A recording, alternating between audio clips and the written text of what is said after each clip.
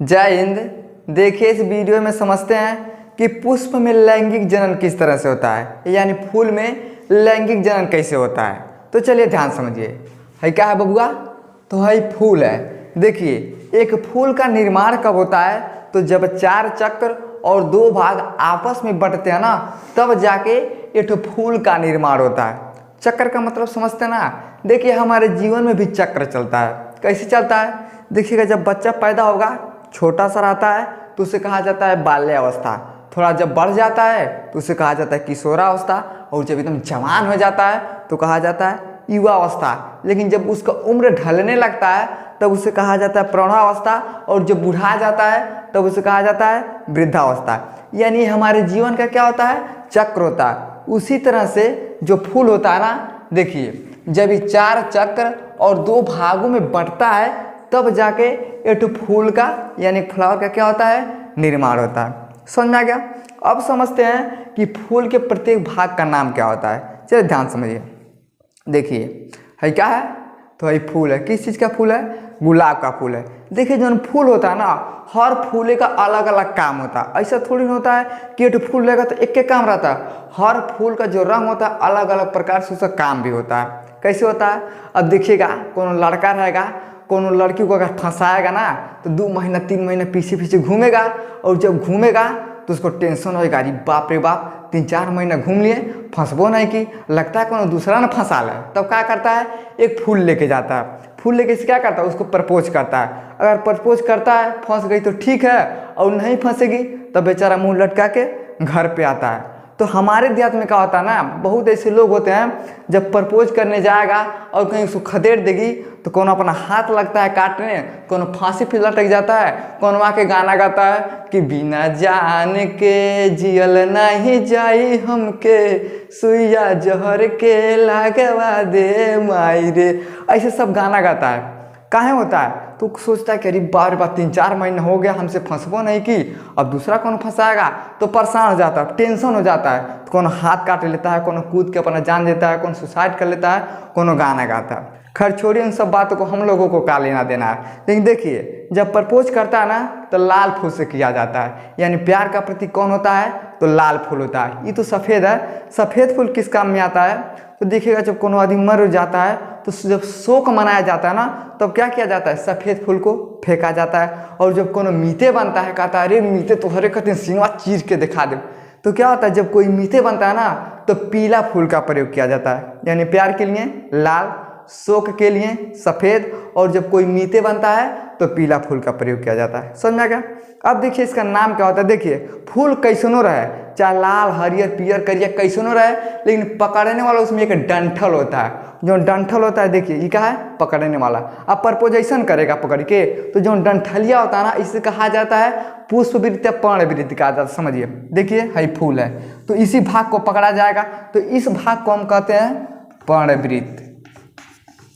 पर्णवृत्त कहते हैं या पुष्पवृत्त कहिए, पुष्पवृत्त कहा जाता है। अब जैसे जहाँ जाके मिलता है ना है गोलका में, तो ये गोलका को कहा जाता है पुष्प आसन। क्या कहा जाता है? पुष्प आसन कहा जाता है। अब पुष्पासन कहाँ कहा जाता है भैया?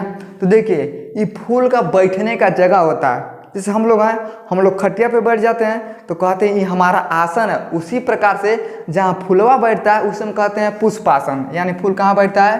कहीं भी बैठता है। अब फूल के ऊपर देखिएगा ऐसा बहुत निकला होता है, तो जो है अगलियाँ बगलियाँ से निकला होता है, हरियरा होता है। कोनो फूल रहेगा करिया उज्जर नीला, लेकिन इसका जो हरी वाला भाग होता है ये क्या होता है? हरा होता है। और उसे हम कहते हैं बाह्य दलपुंज। इसे हम कहते हैं बाह्य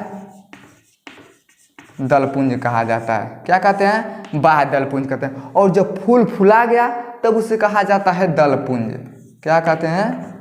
दलपुंज कहते हैं। चलिए समझिए। देखिए पकड़ने वाला है ना, तो जब पकड़ने वाला इसे हम क्या कहते हैं? इसे हम कहते हैं पर्णवृत्त या पुष्पवृत्त कहा जाता है। लेकिन ये जहाँ जाके मिलता है, समझिए देखिए इसमें देखिए है, देखिए जहाँ जाके मिल गया ना इसे हम कहते हैं पुष्पासन कहते हैं। लेकिन है देखिए हरियर हरियर निकला ना है अगलियाँ बगलियाँ से, यह हरियर का जो होता है इसे हम कहते हैं बाह्य दलपुंज।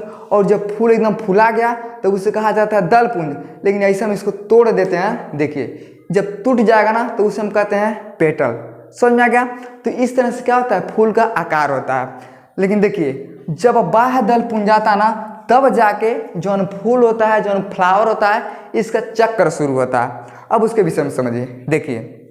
देखिए पहला चक्र में क्या होता है, नहीं प्रथम चक्र में इसमें क्या होता है, तो बाह्य दल पुंज यानी क्या होता है, ये बाह्य दल पुंज होता है और इसे अंग्रेजी में हम कैलिक्स कहते हैं। इसमें होता क्या है, अनेक बाह्य दलों से मिलकर बना होता है। अब ये बताइए, आप कोनो फूल देखिएगा ना तो ऐसा नहीं रहेगा कि उसमें एक कट होता है। अब यहाँ पे समझिए, देखिए इसमें कितना है, देखिए 4-5 ठो यहाँ पे है और इसमें भी देखिए, इसमें भी 4-5 ठो है। तो ये क्या होता है, यह बाह्य दल पुंज होता है और प्रथम चक्र में यही होता है, अनेक बाह्य दलों से क्या होता है, ये मिलके बनता है। यानी कई ठो बाह्य दल पुंज मिलता है, तब क्या होता है, प्रथम चक्र का निर्माण होता है। समझ में आ गया।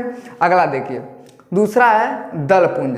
दल पुंज कौन है, तो जब भैया फूल फूला गया तो उसमें क्या कहते हैं, दल पुंज कहते हैं। इसे हम अंग्रेजी में कोरेला कहते हैं। इसमें क्या होता है, देखिए ये परिधि से केंद्र की ओर होता है और अनेक दल से बना होता है। अब समझिए, देखिए है फूल है ना, टूट गया फूल। अब इसको देखिए, है फूल है ना, अब कहीं भी देखिएगा है फूल का जो परिधि है सब जाके एक एक केंद्र पे जाके मिल जाता है। यानी फूल ऊपर जाके फुलाता है, लेकिन जब नीचवा आता है ना तो सब नीचवा एक एक केंद्र पे जाके क्या होता है, केंद्रित हो जाता है। अब ऐसा थोड़ी होता है, अब देखिए फूल है ना, अब ऐसा थोड़ी ना कि कोनो किनारे किनारे से निकलेगा, यानी ऊपर किसी भी तरह से फैल सकता है, लेकिन जो नीचे वाला भाग होता है वो परिधि पे जाके क्या होता है, वो केंद्रित होता है। और ये किस में होता है, तो ये देखिए दूसरा चक्कर में होता है, यानी ये जो फूल फुला गया दलपुंज, और यही क्या होता है, ये परिधि से केंद्र की होता है, यानी ऊपर से क्या होता है, नीचे गुरा के एक केंद्र पे केंद्रित हो जाता है और अनेक दल से मिलकर बनता है। अब कभी भी देखिएगा कोनो फूल में एक ठो नहीं रहेगा, कई भाग रहता है। जैसे इसमें देखिए कितना है, 1 2 3 4, एक टूट गया 5 ठो। अब गुलाब में देखिए, गुलाब के फूल में पता नहीं कितना होता है, 20 ठो 25 ठो 30 ठो रहता है। तो क्या होता है, जो दलपुंज होता है ना, कई दलों से मिलकर क्या होता है, उसका निर्माण होता है। ये किस में होता है, ये दूसरा चक्कर में होता है। अब तीसरा में समझिए, देखिए तृतीय चक्कर में क्या होता है, पुमंग। पुमंग का मतलब क्या होता है, तो आ गया पू, इसका मतलब होता है पुरुष।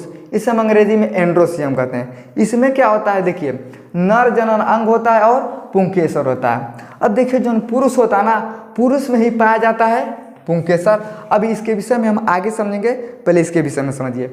यानी जो तृतीय चक्र होता है इसे हम क्या कहते हैं, पुमंग कहते हैं, अंग्रेजी में एंड्रोसियम कहा जाता है। और इसमें होता क्या है, नर का भी मतलब क्या होता है, पुरुष होता है। यानी इसमें क्या होता है, तो नर जनन अंग होता है और नर जनन अंग में क्या पाया जाता है, तो पुंकेसर पाया जाता है। ये किस में होता है बाबू, तो ये तीसरा चक्कर में होता है। चौथा चक्कर में क्या होता है समझिए, देखिए ये मादा जननांग होता है। अब देखिए बिना नर यानी बिना मेल और फीमेल का कोनो जन्म नहीं हो सकता है, इसलिए भगवान ने क्या किया, महिला के लिए पुरुष को बनाया, गाय के लिए बछड़ा को बनाया, यानी सबके लिए उन्होंने क्या किया, मेल और फीमेल को बनाया। तो जो फूल होता है ना, इसमें भी क्या होता है, मेल और फीमेल होता है। ये किसमें है, चौथा चक्कर में, यानी तीसरा में पुरुष है, चौथा में क्या है, महिला है। ये हो गया 4 ठो चक्र। अब समझते हैं 2 भाग के विषय में। अब भाग में समझिए, देखिए प्रथम भाग में क्या होता है, तो बाह्य दलपुंज व दलपुंज होते हैं। इसमें क्या होता है, जनन सहायता होता है। यानी जो देखिए है बाह्य दलपुंज और जो दलपुंज होता है ना, ये फूल का क्या करता है, ये रक्षा करता है, सहायता करता है। कैसे करता है समझिए, देखिए है क्या है कली है, लेकिन इसको देखिए है जो बाह्य दलपुंज है, इसको घेर के ऐसा रखता है। ये घेर के कहाँ रखता है बाबू, तो ये कली का रक्षा करता है। अब इसका रक्षा नहीं करेगा ना तो पता नहीं इसमें क्या हो जाएगा। ये क्या करता है, इसे उसको घेर के रखता है, लेकिन जब ये फूटने लगता है तो ये अगल बगल में बंट जाता है, इसे हम कहते हैं बाह्य दलपुंज। उसके बाद हमारा फूल क्या होता है, फूला जाता है। तो जो इसमें प्रथम भाग वाले में होता है ना, बाह्य दलपुंज व दलपुंज होते हैं, ये सब क्या करते हैं, तो ये फूल का क्या करते हैं, सहायता करते हैं। समझ में आ गया, ये प्रथम भाग में होता है। दूसरे भाग में क्या होता है, देखिए इसमें पुमंग व जयांग होते हैं। पुमंग का मतलब क्या होता है समझिए, पुमंग का मतलब होता है पुरुष। एक ठो पुरुष हो गया तो भैया एक ठो महिला होगा, यानी इसे हम कहेंगे महिला। महिला यानी है मेल हो गया और है फीमेल, क्या हो गया, मेल और फीमेल हो गया। तो ये दूसरा भाग में होता है। प्रथम भाग में क्या होता है, तो प्रथम भाग में होता है बाह्य दलपुंज और दलपुंज होते हैं। ये क्या करते हैं, जनन के लिए क्या करते हैं, इसका सहायता करते हैं। और दूसरा में पुमंग और जयांग होते हैं। पुमंग का मतलब पुरुष, जयांग का मतलब महिला। देखिए जो पुमंग और जयांग होता है ना, इसके 3 भाग होते हैं और इन्हीं को हमको पढ़ना होता है। बाह्य दलपुंज आपको पता हो गया, दलपुंज भी आपको पता हो गया। है सब उतना इंपॉर्टेंट नहीं रखता है, लेकिन जो इसका पुमंग और जयांग होते हैं ना, इसके क्या होते हैं, 3 भाग होते हैं। इसका स्क्रीनशॉट लीजिए। अब इसके विषय में हम आगे समझते हैं। देखिए अब हमको समझना है पुमंग और जयांग के विषय में, तो चलिए इसके विषय में समझते हैं। देखिए पुमंग को हम अंग्रेजी में क्या कहते हैं, इसे हम कहते हैं एंड्रोसियम। जयांग को क्या कहते हैं, इसे हम गियोनिसियम या पिस्टी कहा जाता है। लेकिन जो पुमंग होता है इसके भी 3 भाग होते हैं, और जो जयांग होता है इसके भी 3 भाग होते हैं। पहले हम समझते हैं पुमंग के विषय में। देखिए इसमें पहला क्या होता है, तो इसमें पहला होता है पुंकेसर, अंग्रेजी में इसे हम कहते हैं फिलामेंट। अब समझिए कि आखिर फुलवा में कौन है फिलामेंट। तो देखिए जो लम्बा लम्बा है ना, उसे हम कहते हैं पुंकेसर या फिलामेंट कहते हैं। अब चाचा इसमें से लम्बा कौन है, तो ध्यान समझिए। देखिए है क्या है बड़ा लम्बा लम्बा गया है, तो जो लम्का है इससे हम कहते हैं पुंकेसर। क्या कहते हैं, पुंकेसर कहते हैं। और अंग्रेजी में इसे हम फिलामेंट कहते हैं। क्या कहते हैं, अंग्रेजी में इसे हम फिलामेंट कहते हैं। यानी लम्बा लम्बा जो है उसे हम क्या कहते हैं, पुंकेसर, अंग्रेजी में इसे हम फिलामेंट कहते हैं। समझ में आ गया। इसमें दूसरा है परागकोश। अब परागकोश कौन होता है, तो देखिए है जो ऊपर जाकर इसे गोल हो जाता है ना, इसे हम कहते हैं परागकोश। क्या कहते हैं, परागकोश कहते हैं। और परागकोश को अंग्रेजी में क्या कहते हैं, तो एंथर कहते हैं। क्या कहते हैं, एंथर। यानी ऊपर जाके जो गोल हो गया इसे हम कहते हैं परागकोश। अब देखिए तीसरा परागकण। अब पराग कौन कौन होता है, तो इसमें देखिए छोटा छोटा बूंदा है ना, इसमें क्या होता है, तो जो फूल होता है उसी में जो परागकोश होता है, तो परागकोश के अंदर परागकण पाया जाता है, उसे हम कहते हैं परागकण। क्या कहते हैं, परागकण कहते हैं। परागकण को अंग्रेजी में क्या कहते हैं, इसे हम पॉलीग्रीन कहते हैं। क्या कहते हैं, पॉलीग्रीन, पॉलीग्रीन कहते हैं। तो ये किस में होता है, तो ये पुरुष वाले में होता है। यानी है जो होता है ना, ये पुरुष वाला भाग होता है, लम्बा लम्बा है, उसे हम क्या कहते हैं, पुंकेसर, फिलामेंट कहते हैं। और लम्का जाके ऊपर जब गोल बन जाता है ना, तो ये गोलका वाले को कहते हैं परागकोश, अंग्रेजी में इसे एंथर कहा जाता है। और परागकोश में छोटा छोटा जो कण होता है इसे हम कहते हैं परागकण, अंग्रेजी में इसे हम पॉलीग्रीन कहते हैं। तो ये किस में होता है, कि भैया हो गया पुरुष वाले में। अब महिला वाले में क्या होता है, तो इसके विषय में समझिए। देखिए इसको हम क्या कहते हैं, गियोनिसियम पिस्टी कहा जाता है। इसमें अंडाशय होता है। अब इसमें अंडाशय कौन है, तो समझिए। देखिए है नीचे वहाँ कैसे गोल बन गया ना, अंडा जैसन बन गया, तो ये महिला वाला भाग होता है, यानी ये फीमेल वाला होता है। तो जो नीचे वहाँ कैसे गोल बन गया, इसे ही हम कहते हैं अंडाशय। क्या कहते हैं, अंडाशय कहते हैं। और अंग्रेजी में से ओवरी कहते हैं। क्या कहते हैं, ओवरी कहते हैं। यानी यहीं जैसे देखिए यहीं जैसे गोल हो गया, तो जो गोलका हो गया उसे हम क्या कहते हैं, अंडाशय कहते हैं। और अंग्रेजी में से हम क्या कहते हैं, ओवरी कहते हैं। अगला इसमें वर्तिका। अब वर्तिका कौन होता है, समझिए। देखिए अब यहाँ तक गोल है ना, अब गोल का बेसिकली सीधा गया, ये तो यहाँ से निकल गया, तो यहाँ से निकल गया, तो जो है सीधे गया है, इस सीधैया वालों को हम क्या करते हैं, वर्तिका कहते हैं। क्या कहते हैं, इसे हम वर्तिका कहते हैं। और अंग्रेजी में इसे हम क्या कहते हैं, स्टाइल कहते हैं। यानी क्या कहते हैं, स्टाइल, स्टाइल कहते हैं। यानी है गोलका गोलका अंडाशय हो गया, और गोलके में से जो है ऊपर दूर चला गया, इसे हम क्या कहते हैं, वर्तिका कहते हैं। अंग्रेजी में इसे हम स्टाइल कहते हैं। भाई स्टाइल में तो यही है। अब देखिए नीचे गोल है, लोटा का पेनी जैसन, ऊपर सुराही बन गया, तो जो सुरहिया बन के जाता है उसे हम क्या कहते हैं, वर्तिका कहते हैं। अगला इसमें होता है वर्तिकाग्र, इसे अंग्रेजी में हम स्टेग्मा कहते हैं। अब इसमें कौन होता है, तो देखिए जो महिला का जो सबसे ऊपर वाला ही भाग होता है ना, टेढ़का है, टेढ़का खाली पूरा नहीं, टेढ़का बार, तो है ये जो टेढ़का होता है इसे हम कहते हैं वर्तिकाग्र। क्या कहते हैं, वर्तिकाग्र कहते हैं। अंग्रेजी इसमें क्या कहते हैं, स्टेग्मा कहते हैं। अंग्रेजी में क्या कहते हैं, स्टिग्मा कहते हैं। यानी है गोलका वाला अंडाशय, और ऊपर जो चला गया उसे हम कहते हैं वर्तिका, और जो ऊपर जाकर इसे गोल बन जाता है उसे हम क्या कहते हैं, वर्तिकाग्र कहते हैं। अब हम समझते हैं कि जो कीट होता है आखिर कैसे इसमें परागण कर देता है, तो समझिए। देखिए इसी में पाया जाता है एक पराग नली होता है। इसे क्या होता है, एक नली होता है, और नलिया इसे अंदर हो कि क्या होता है, इसे गोल हो जाता है, इसमें क्या होता है, परागण हो जाता है। अब देखिए जो फूल होता है ना, ये 2 तरह से कीटाणु सब पता लगाता है। एक तो राती हवा फूल होता है, तो दिन हवा फूल होता है। जैसे रात रानी का रात में होता है। अब रात रानी का फूल है, खूब महक रहा है, अब जो कीटाणु रहेगा सूंघेगा ससुरा, अब सूंघ का ओ तेरी के फूल फुला गया, जाएगा उसके ऊपर चला जाएगा।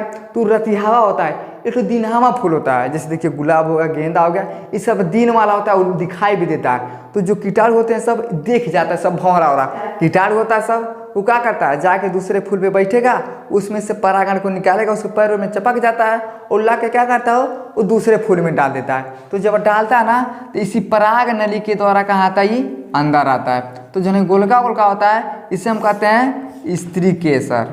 क्या कहते हैं, इसे हम स्त्री केसर कहते हैं। तो जब पराग नली के द्वारा इसे ला के डाल देता है तब इसी में क्या होता है, फूल का जनन हो जाता है। तो किसके माध्यम से डालता है, तो इसे हम कहते हैं पराग नली। क्या कहते हैं, पराग नली। पराग नली के माध्यम से क्या होता है, इसमें परागण कर देता है और इसमें से धीरे धीरे करके इसे आता है और ये कहाँ चला जाता है, स्त्री केसर में चला जाता है और स्त्री केसर में क्या होता है, फूल का जन्म हो जाता है। समझ में आ गया? चलिए एक बार फिर से समझिए। देखिए इसमें पुरुष वाले में क्या होता है, तो देखिए जो लंबा लंबा गया है उसे हम क्या कहते हैं, पुंकेसर कहते हैं, यानी फिलामेंट कहते हैं। ऊपर जाके गोल हो जाता है, इसे हम पराग कोष कहते हैं। पराग कोष में छोटा छोटा कण पाया जाता है, उसे हम पराग कण कहते हैं। ये किस में होता है, तो ये पुरुष वाले में होता है। महिला वाले में क्या होता है, तो जो गोल का आ गया इसे हम क्या कहते हैं, अंडाशय कहते हैं। और गोलका पे से जब ऊपर से सीधे चला जाता है उसे हम वर्तिका कहते हैं। और जो मुँह पर से टेढ़ हो जाता है उसे हम क्या कहते हैं, वर्तिकाग्र कहते हैं। तो ये किस में होता है, तो ये महिला में होता है। अब बच्चा भी भैया कहाँ बनेगा, तो महिला के अंदर बनेगा। तो जवन भी छोटा छोटा कीट होता है, भंवरा होता है, वो क्या करता है, ऐसे जाके बैठ जाएगा, वो दूसरे में से परागकण को निकाल ले आएगा और दूसरे फूल में डाल देगा। तो इसी पराग नली के द्वारा क्या होता है, धीरे धीरे लाता है और स्त्री केसर में इसको क्या करता है, डाल देता है और स्त्री केसर में क्या होता है, फूल का जनन हो जाता है। समझ में आ गया? आई होप आपको समझ में आ गया होगा कि पुष्प में लैंगिक जनन किस तरह से होता है और फूल के प्रत्येक भाग का नाम क्या होता है और ये कितने चक्रों में और कितने भागों में बढ़ता है। समझ में आ गया? तो वीडियो को लाइक शेयर सब्सक्राइब जरूर करें। जय हिंद।